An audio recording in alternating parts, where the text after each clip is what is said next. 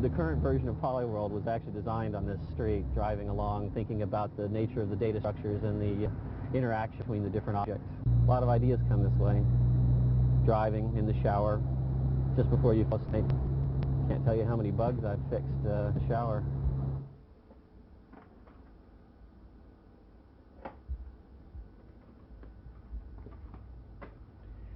How does intelligence originate?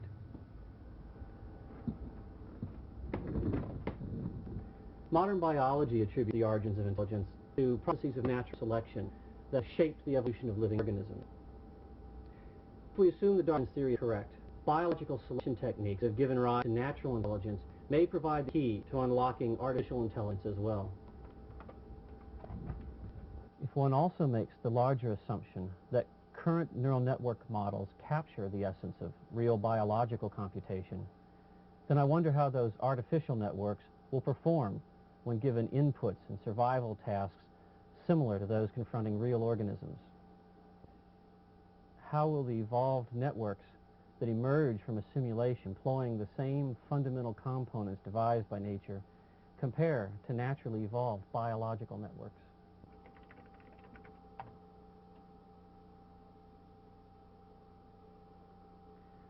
Polyworld employs natural selection in a simulated ecology to evolve artificial organisms with neural net brains.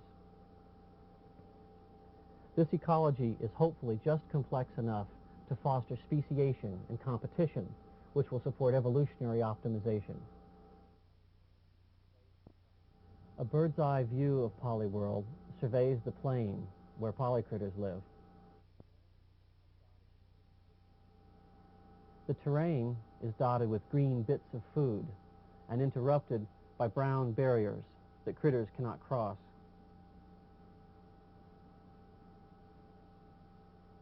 A demographic table displays statistical data for the simulation in progress. Small windows show the viewpoints of individual critters.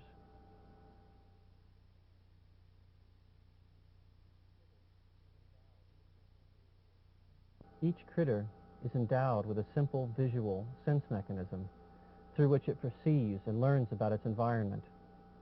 The world is actually rendered from each critter's point of view, and the resulting pixel maps are used as inputs to the critter's brains, as if they were the light falling on an organism's retina. This direct sensing of their environment effectively grounds the organisms in a cognitive psychology sense. Critters have a repertoire of potential behaviors which are governed by their neural net brains. They have the ability to eat, fight, mate, move, turn, generate a signal, and regulate their field of view. The signal is a cap of a few polygons on the front of the critter's body, the brightness of which they have control over through their neural net. In principle, this signaling mechanism could support simple communication between organisms, like the luminous behavior of fireflies. The color of a critter's complexion reflects changes in the critter's disposition. While the green component is genetically mapped and fixed for any individual's lifetime, the intensity of red expresses its urge to fight, and blue expresses its desire to mate.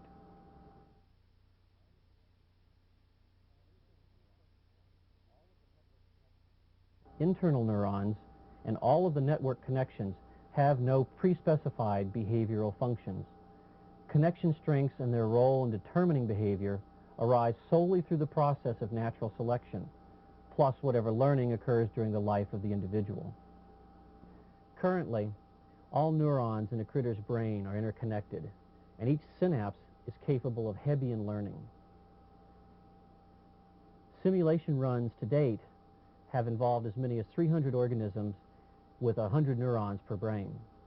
This brain map records the dynamic state of neurons and synaptic connections.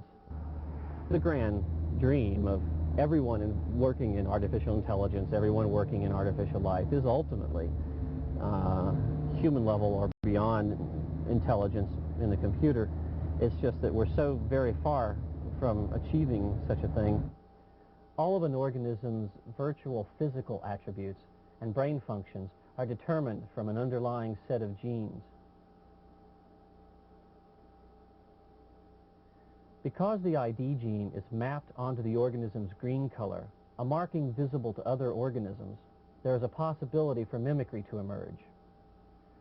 The placement of Hebbian learning rate within the gene structure permits evolution to favor either hardwired instinct or learning. When these genes are expressed as critters, and the critters are thrown into a survival of the fittest ecology, they must learn to adapt to the virtual biology and physics of Polyworld. You can think of them as having to solve a complicated stochastic energy balancing problem. These critters expend energy by the actions they take or simply thinking about it. They also lose energy when they are attacked by another critter. They must replenish this energy by eating food or they will die. They can also replenish this energy by killing and eating other organisms which become food when they die. So, in the simple ecology of Polyworld, the organism that best learns to replenish its energies by eating and to pass on its genes by mating will be the fittest organism. Despite considerable variation inherent in different runs of Polyworld, a number of recurring distinct species have caught my attention. The first such distinct species in an early world with no barriers and wraparound borders were a group I call the joggers. They simply run straight ahead, pretty much wanting to eat and mate all of the time. The world was sufficiently benign that this turned out to be an adequate strategy. They would run into each other or bits of food often enough to survive there.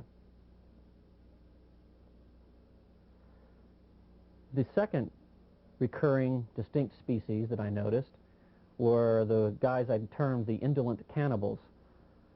This group never strayed very far during their entire lifetime. They would remain quite close to both their parents and their offspring, and they would mate with each other, fight with each other, and eat each other when they died. The third recurring species I've seen are the group I call the edge runners. These guys basically just run round and around the edge of the world, which turns out to be a pretty good strategy, since once enough of them are doing it, old ones will have died along the route, so there will be food available, and to find a mate, all one has to do is run a little faster or a little slower, or run around the other direction, or simply stop where you are and wait for mates to come to you.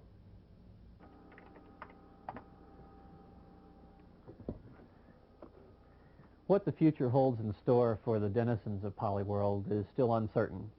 For me, I'm currently analyzing the dynamics of the neural network and will soon be implementing evolvable architectures.